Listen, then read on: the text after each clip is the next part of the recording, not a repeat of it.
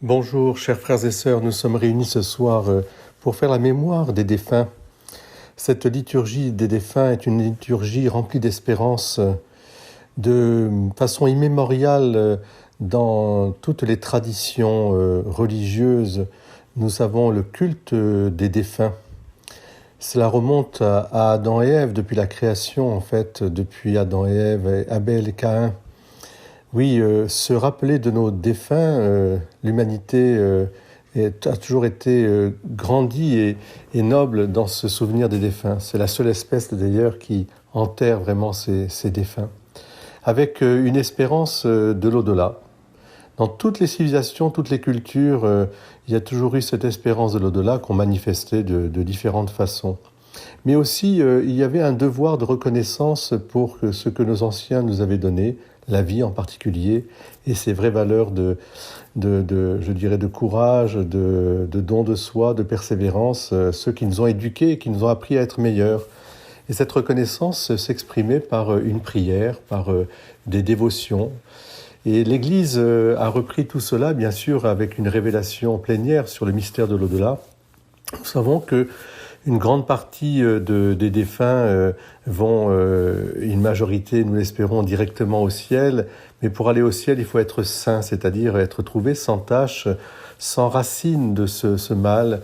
Parfois, dans nos cœurs, il y a encore des racines, un cœur un peu dur, un cœur un peu pas assez ouvert au pardon, à la compassion, des rancunes, des non-pardons ou des pardons mal accordés.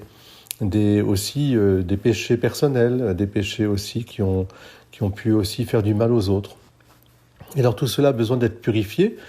C'est cette miséricorde qui s'exerce dans ce lieu qu'on appelle le purgatoire, qui est un lieu transitoire, comme au fond une antichambre où on se préparerait à rentrer dans la salle des noces, à revêtir le bel habit de noces pour voir face à face Dieu.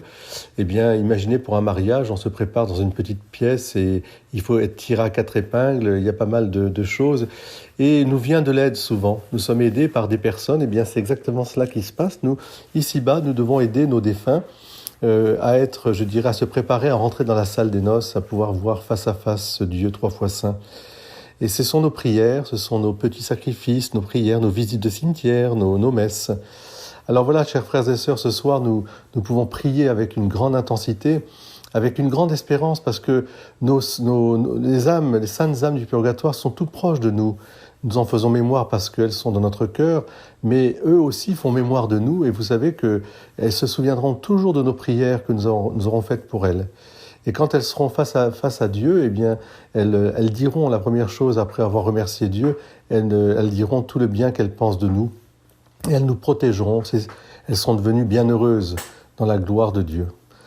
Chers frères et sœurs, bien sûr, nous sommes aussi dans ce souvenir, dans cette mémoire de tendresse, d'émotion, mais gardons justement l'espérance, levons nos yeux vers le ciel, retrouvons le sens de l'au-delà, faisons vivre la mort, c'est-à-dire que la mort devienne aussi pour nous une porte qui s'ouvre dans la relation avec les saints que nous avons fêté la veille, tous les saints qui intercèdent pour nous, et une relation aussi confiante et aimante avec nos défunts pour qui nous prions. Qu'ils reposent en paix. Notre-Dame de Montligeon, sanctuaire dédié à la prière des âmes du purgatoire, priez pour nous. Au nom du Père et du Fils et du Saint-Esprit. Amen.